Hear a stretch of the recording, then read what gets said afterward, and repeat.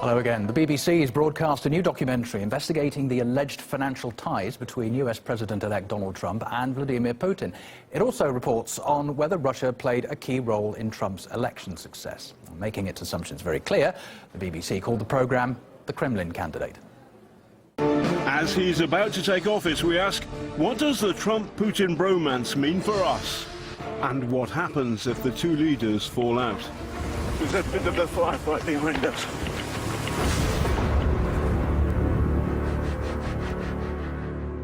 RT's Ilya Petrenko explains how pulling in the viewers often means rolling with the rumours. So, you've got a news channel, but here's your problem. There are too many buttons on that remote control. How do you beat the others? Check this out, the MSMM, or the Mainstream Media Manual. How to come up with a verified, unbiased story that will kick some butt on TV. What's trending right now? Who's the #1 evil today? The Russians. Great. What can we blame the Ruskies for? Who cares? The people who directed the hacking of American democracy are spread across Moscow. Or actually, wait, something that has the letters KGB in it. Like Russia swapped half of the world's leaders with KGB doppelgangers to let the Kremlin pull the strings. Who can you get to confirm that? Any dude with a robotic voice filmed in the darkness will do. We are in Russia to hunt for clues and evidence. But where would they go first? Duh! Red Square. Welcome to the citadel of cyber war. Damn Russians. They covered all their tracks.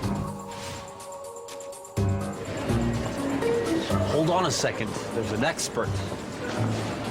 KGB doppelgangers are said to be running the world. Can you confirm that?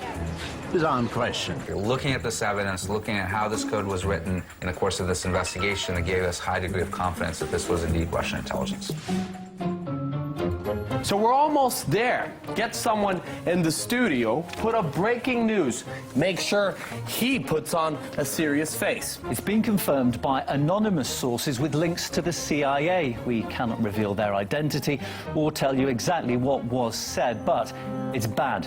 It's the Russians. They're scheming 100%. The FBI has not confirmed many essential details. They have not established the veracity, but they are taking a look. We cannot confirm. It's a very sensitive investigation, obviously.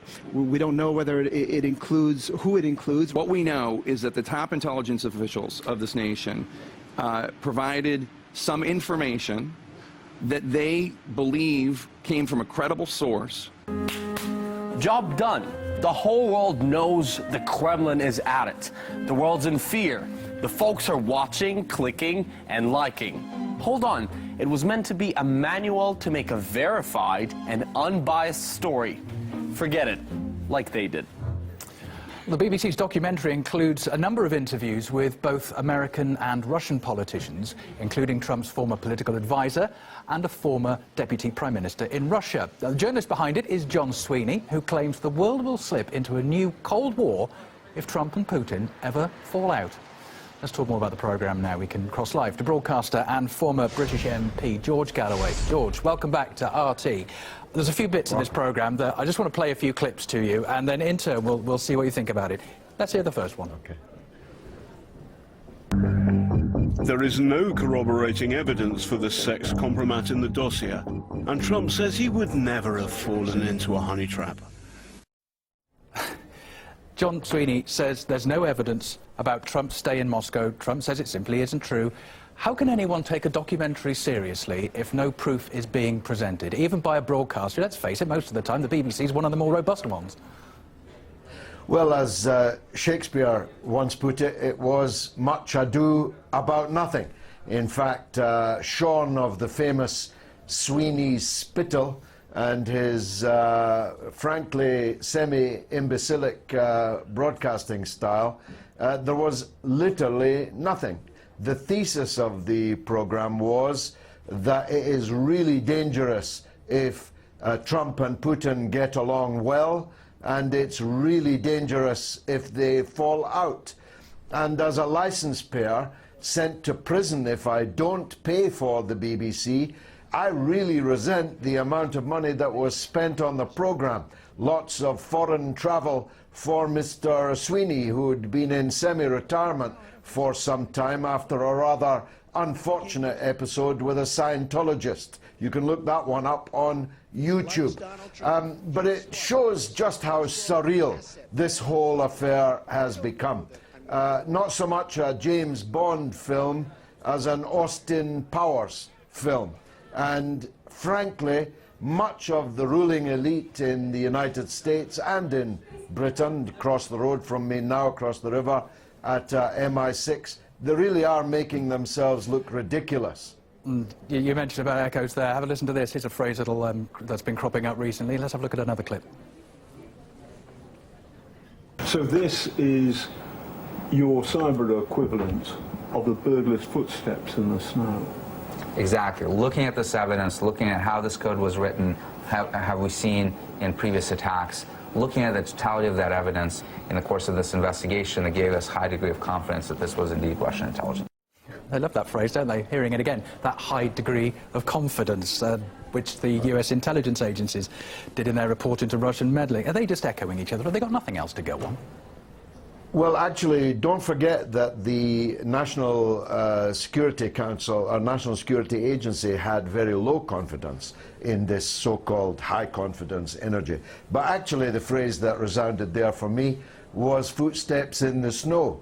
I'm not young, you know, and I recall the era in which it used to be said that Russians were spotted with snow on their boots and wearing fur hats, KGB doppelgangers who were responsible for everything from the poor result that Glasgow Rangers got on Saturday to the fact that the buses had all stopped working.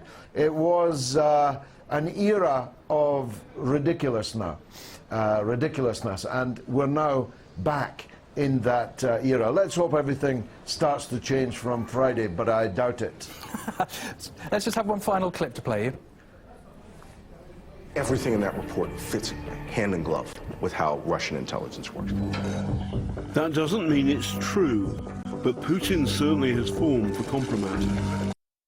Oh, you know, if we did something like that and said it would all just fit together, we'd be hauled over the coals for that kind of behaviour in a programme. But yeah, even to his credit, John Sweeney does say it doesn't mean it's true. So, to his credit there, but again, a lack of proof. So what's the point?